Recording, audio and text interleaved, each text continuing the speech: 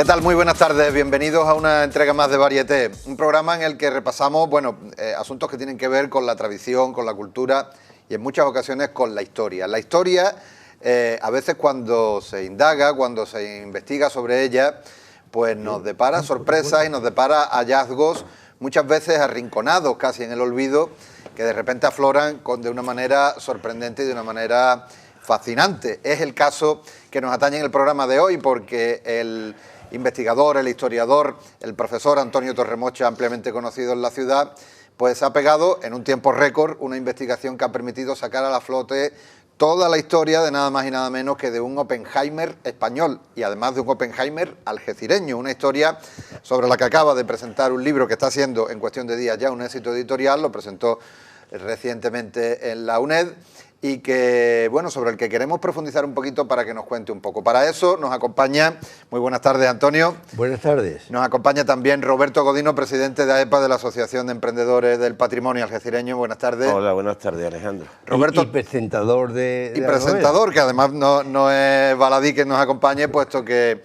forma parte también un poco de todo este trabajo de sacar a flote todo lo que tiene que ver con Algeciras. Y decíamos, Roberto, que un éxito editorial, ¿no? Rutilante. Ha sido un éxito editorial, un éxito algecireño, y yo lo comentaba en la presentación del libro. Antonio Torremocha tiene en su currículum amplio literario pues varios tipos de obras, unas obras dedicadas a la ciudad de Algeciras, de las calles, de de los edificios, todas las colaboraciones que hace semanalmente en la prensa. Luego tiene una parte histórica, que él es doctor en historia, por lo tanto la parte histórica, especialmente la historia medieval, y luego una parte de relatos y de novelas, totalmente de ficción, que últimamente se hace mucho de ello. Bueno, pues estas obras son las tres cosas a la vez. Estamos hablando de un trabajo de investigación propio de un historiador, ahora él nos lo comentará. Es una historia sobre Algeciras, porque lo que aparece es la ciudad y un personaje algecireño con datos biográficos ciertos, y por otro lado es una novela biográfica, evidentemente, pero claro, es un personaje del que hace poco no sabíamos ni que había existido, lamentablemente es así. Pues unos meses después tenemos una historia novelada de su vida que ha requerido pues muchísimo trabajo, lógicamente. Pues Antonio Meulener, el Oppenheimer español. Antonio Torremocha, cuéntanos un poco cómo nace este proyecto. Bueno, bien lo sabe Roberto porque estuvo hasta el nacimiento de la obra, ¿verdad? Fue el día 9 de octubre del año 2023, viendo el programa Cuarto Milenio de Iker Jiménez, pues me sorprendió que apareció el Antonio Meulener, ese gran inventor algecireño y desconocido. Yo quedé impactado, lógicamente, y aquella misma noche digo, yo tengo que empezar a investigar a este personaje y primero hacer un artículo para la revista Almoraima, es lo que pensé yo, un articulito, pero claro, cuando fui profundizando, la densidad que tenía aquello, ¿no? Que esto daba para un libro, y es más, en los 3 meses y medio he sacado este libro, pero si yo hubiera estado 4 o 5 meses más, posiblemente sería el doble de grueso, ¿verdad? Es una de las cosas que te quería preguntar, Antonio, porque en un tiempo récord, ¿no? En octubre sale en Cuarto Milenio un poco, se da a conocer esta historia que estaba ahí en el olvido. ¿Y cómo es posible que en tan poco tiempo ya no solamente se trata de escribir y novelar toda la historia, sino de encontrar toda la documentación? Claro, como Roberto bien sabe, yo llevo trabajando sobre Algeciras y su historia pues muchísimos años, y muchas de esas cosas ya, sin saber el personaje, yo conocía ya el contexto histórico. El contexto, lo que había sido el cuartel de Infantería del Calvario, como sede de Extremadura número 15, que donde estuvo destinado después, todo eso ya, y ya había una cerua y hay unos materiales que ya me estaban sirviendo. Claro, yo desconocía dos cosas importantes. Primero, quién era este personaje. En segundo lugar, dónde había nacido de verdad. Claro, lo que yo sabía de Algeciras es que lo dijeron en el programa, es algecireño, pero yo tenía que certificar eso. Claro. Y después darle un fondo a su currículum. Y que no teníamos, porque como ya que en el libro lo puedan leer los lectores, en los últimos años de su vida, cuando hace los grandes inventos y peligrosos inventos, hay un oscurantismo, hay un secretismo que impide que esa noticia estuviera en la prensa ni en los archivos militares. Mientras que otros inventos suyos anteriores pues, aparecían en los periódicos de la época y está recogido al final en el apéndice documental, en eso no había nada. Me encontraba con un verdadero camino peligroso, ¿no? y difícil.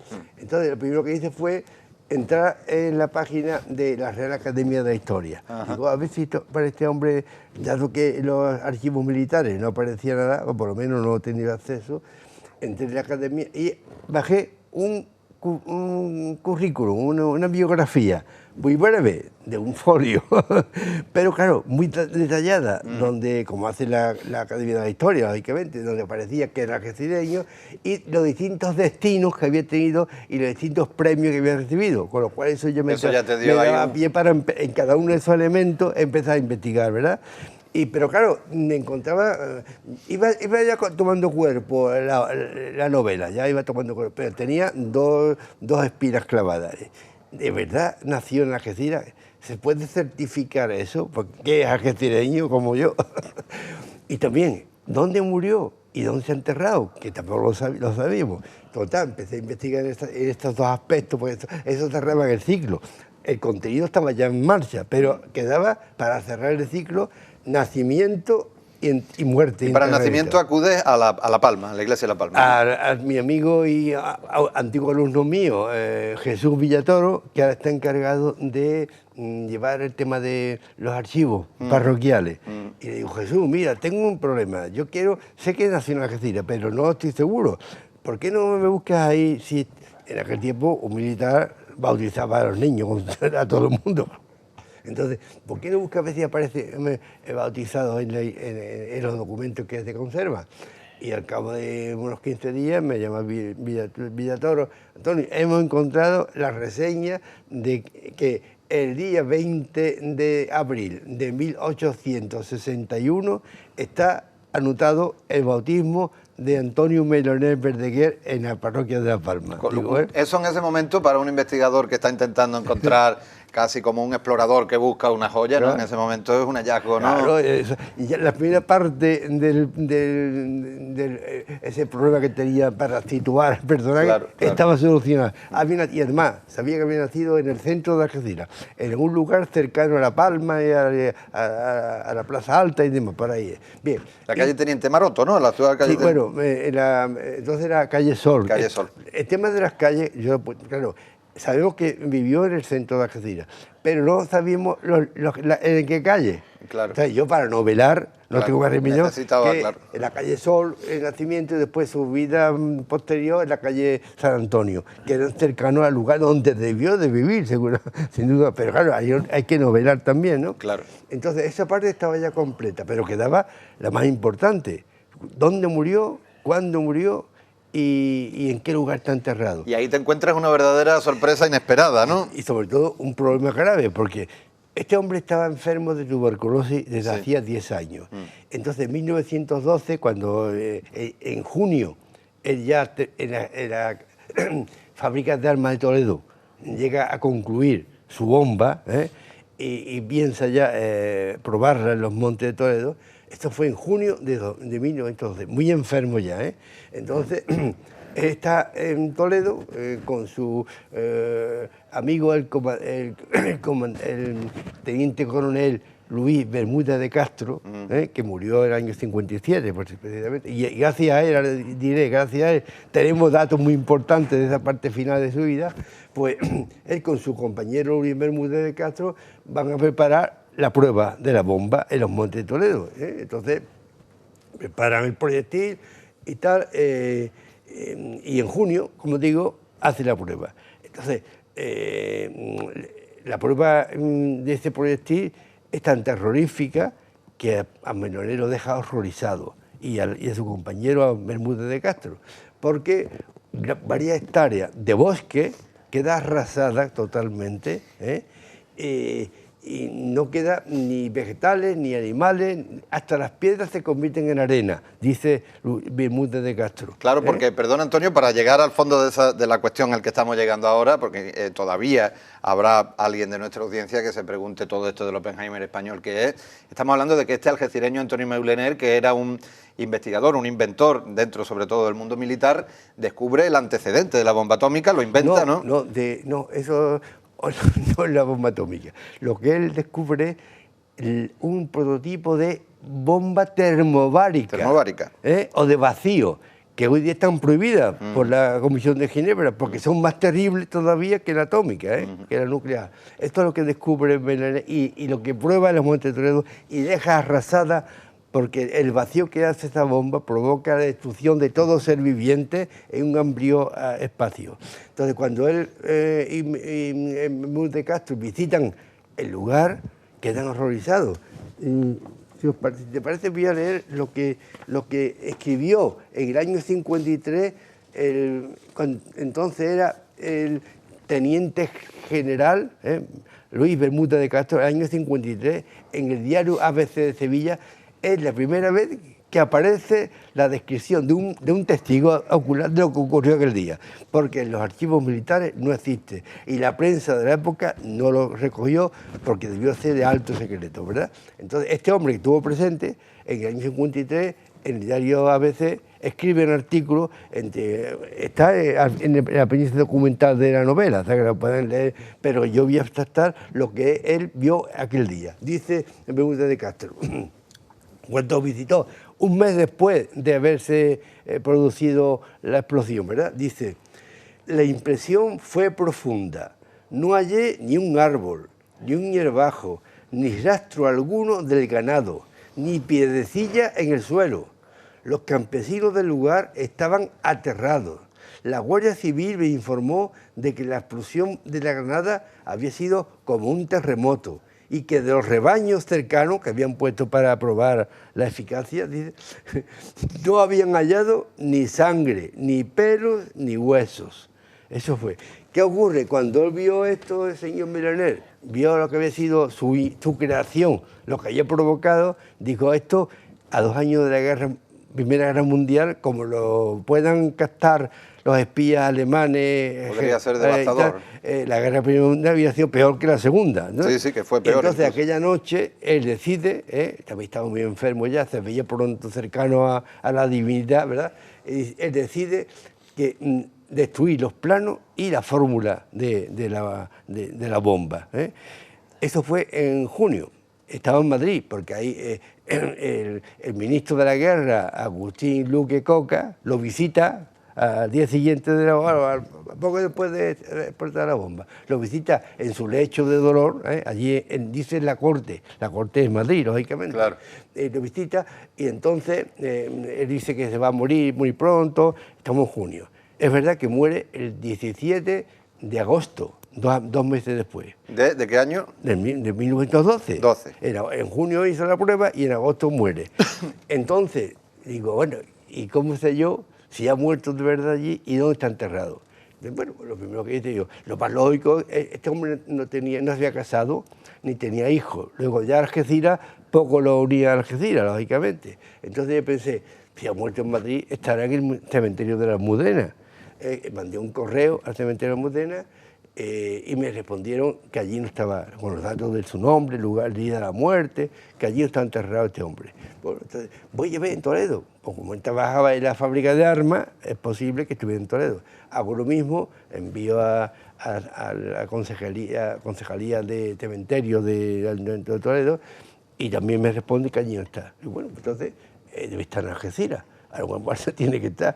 Bueno, hablo con el concejal de cementerio de Algeciras, me atendió muy amablemente y me dijo, Antonio, no podemos darte respuesta porque los libros de enterramiento de principios de siglo se perdieron en la inundación que hubo en el ayuntamiento en el año 70. Vale. Se perdieron, luego no hay datos.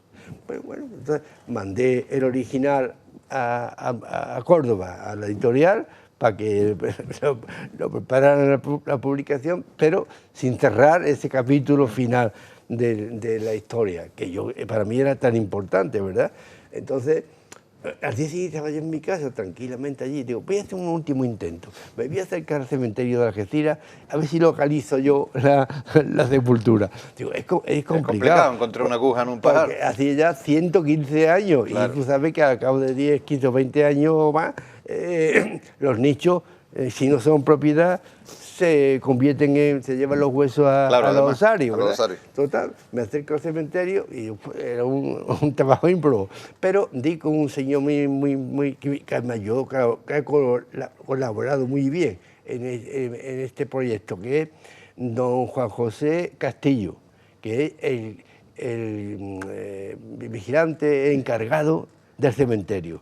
Me atendió allí en la oficina que hay en el cementerio, me atendió muy bien, le comenté lo que yo quería y me dijo lo mismo, eso es muy complicado, ¿verdad? Claro. Digo, bueno, pues haga usted un esfuerzo, búsqueme a favor, a ver si encuentra algo. ¿Verdad? Me fui a mi casa y al día siguiente me aparece un WhatsApp de Castillo, del señor Castillo, con una foto de una lápida. Y dice, Antonio, lo hemos encontrado.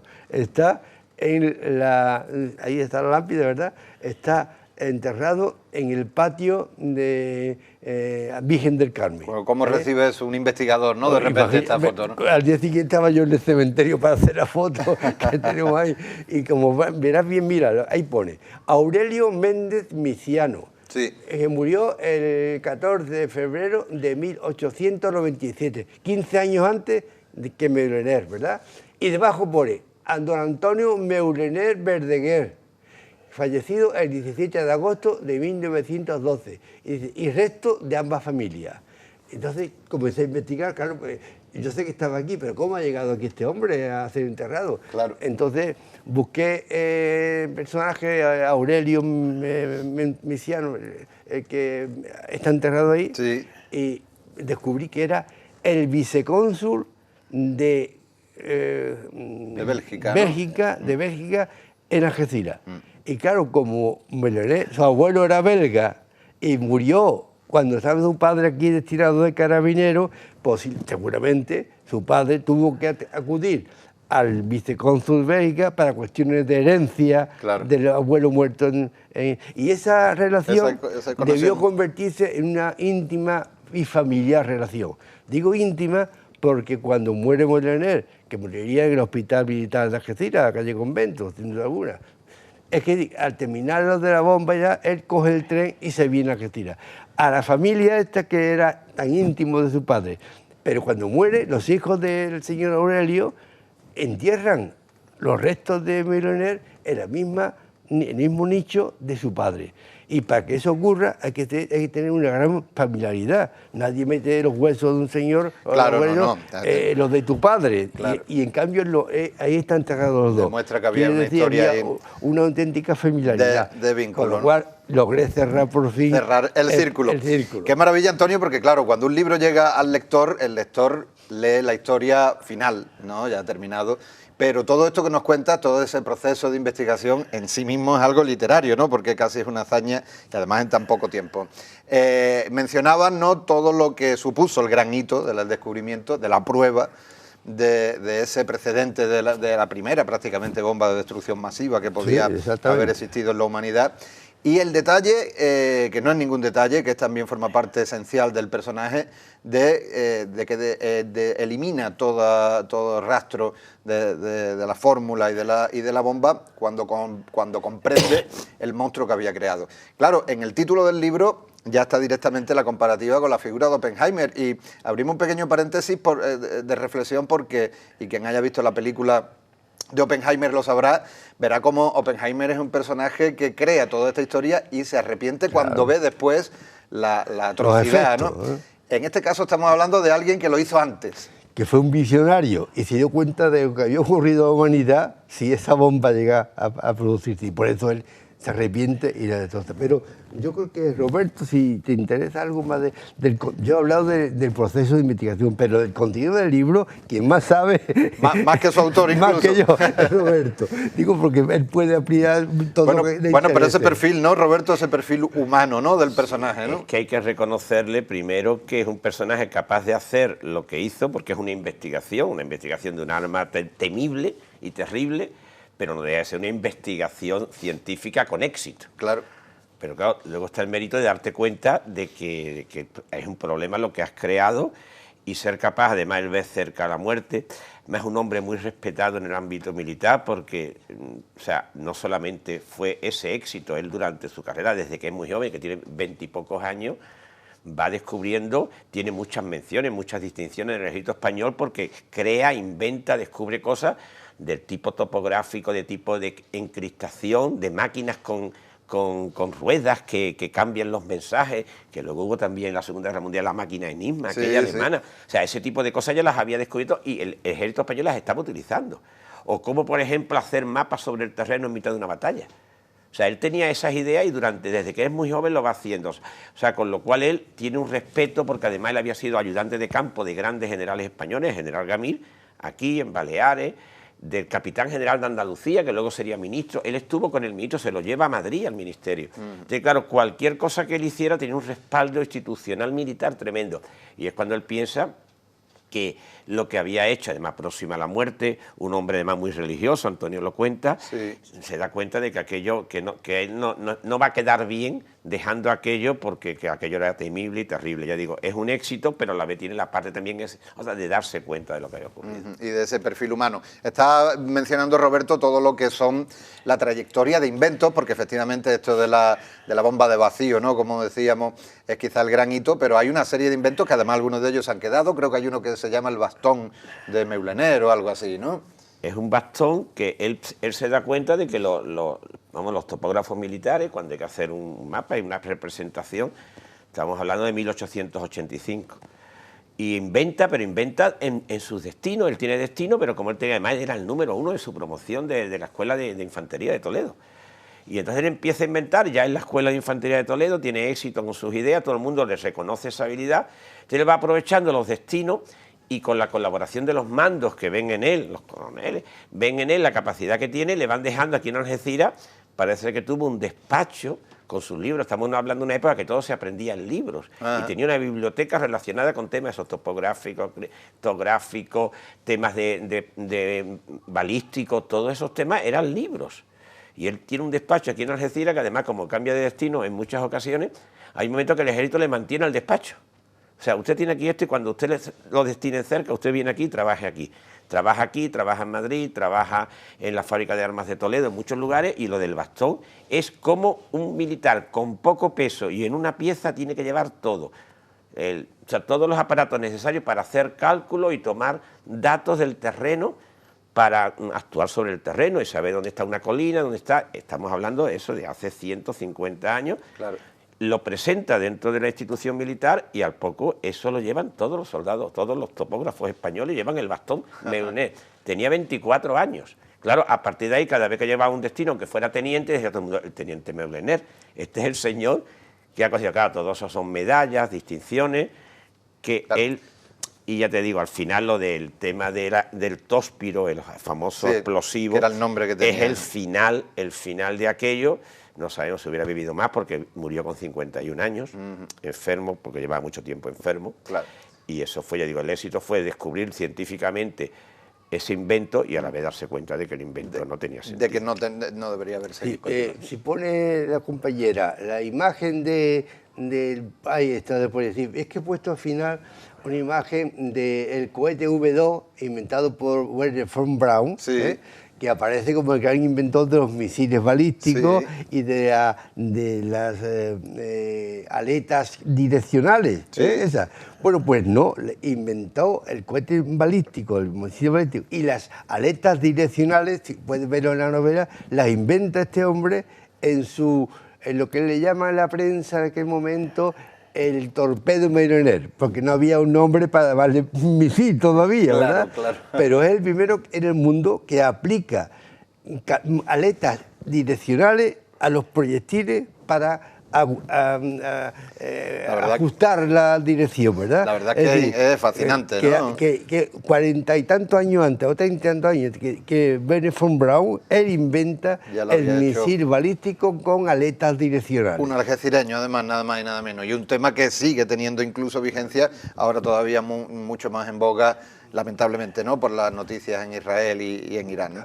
En definitiva, hablábamos, Roberto, de que no era un cualquiera, es decir, no era un personaje ni siquiera desconocido, sino una persona prestigiosa dentro del mundo militar español. Y hay un episodio también concreto del ministro de Guerra, mencionaba antes el nombre Antonio Torremocha, Acuña, creo que era. Agustín Luque Coca, Luque malagueño, por cierto. Hay un episodio en el que cuando este hombre, el ministro de Guerra, descubre que ha destruido la bomba, se echa las manos a la cabeza porque ve que España perdía un potencial militar importante, incluso con una referencia expresa a Gibraltar, ¿no?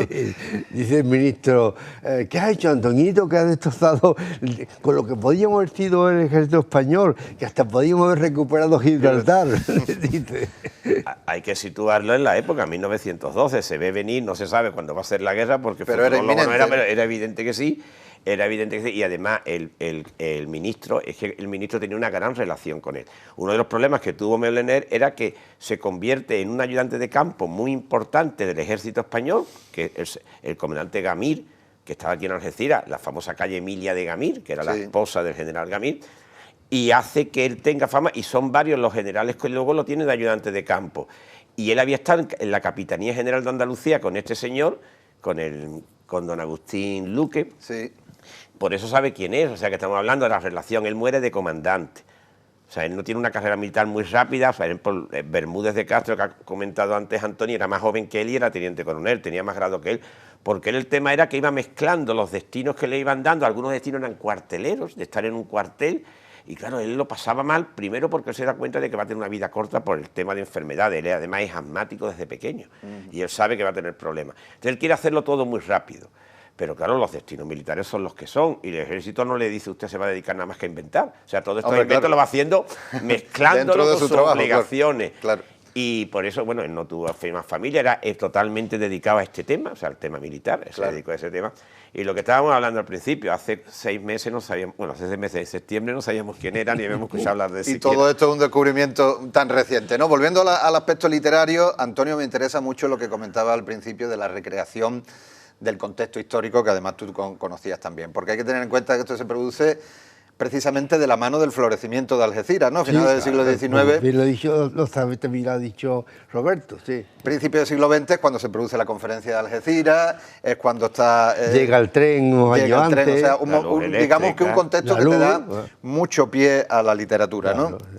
Es que, verá en la novela que al principio el padre y él tiene que llegar a Algeciras en diligencia. Imagínate una diligencia desde Madrid a Algeciras, claro, lo que tenía que hacer, ¿verdad? Hasta que no llegue el 92, el tren no se puede mover como cualquier tren normal, ¿verdad? Claro. Bueno, se nos acaba el tiempo. No me gustaría tampoco dejar pasar la mención, Roberto, al hecho de que una vez más nos encontramos, y esto es un no parar, gracias al trabajo de tantos investigadores que estáis siempre detrás de todo lo que tenga que ver con Algeciras, estamos una vez más ante un hallazgo al que quizás la ciudad le debe algo, ¿no? Habría que poner en valor, ¿no? Mira, yo, perdona, pero ayer el otro día en la presentación estábamos hablando de lo que hablaba antes Antonio, sabe que vivió en el centro de la ciudad, además yo, el destino del padre, el cuartel de escopeteros y demás, y yo le digo, lo pusiste a vivir en la calle Sol para que estuviera cerca del trabajo el padre por la mañana. No se sabe dónde vivió. Pero, por otro lado, yo decía con un poco de ironía y tal, digo, bueno, pero de todas maneras, aunque supiéramos, no somos una ciudad que nos dediquemos a poner placas, aquí nació, aquí...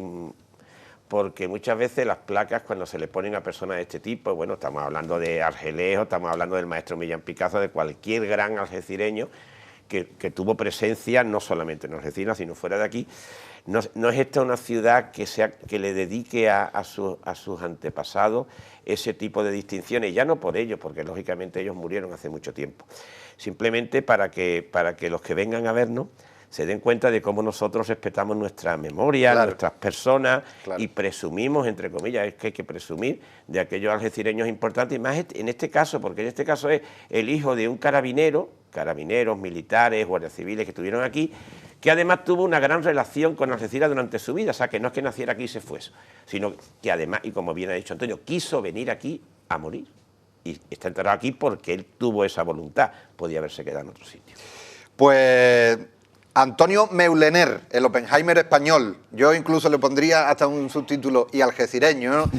Lo pueden ustedes adquirir en la librería Bahía de las Letras, ahí lo tienen, es una historia apasionante gracias a la investigación express del profesor Antonio Torremocha. Nos llega esta historia apasionante que tiene que ver con nuestra identidad, también con nuestra tierra, y que tiene que ver con un momento de la historia fascinante. Antonio Torremocha, enhorabuena y muchas gracias por acudir a presentarlo. Gracias a ti por darnos esta opción de comunicar a nuestros algecireños un personaje que de verdad debe estar en nuestra memoria. Completamente que sí, y seguro que con esto se hace justicia. Roberto, muchas gracias también una vez más. Muchas gracias a ti, sobre todo Antonio, por su trabajo una vez más, y a la espera estamos de la próxima investigación y de la próxima obra, que seguro que estará. A ver qué depara, claro que sí. Y a todos ustedes, muchas gracias también, como siempre, por estar al otro lado de las pantallas. Nosotros aquí seguiremos en Varieté. Será la próxima semana. Gracias.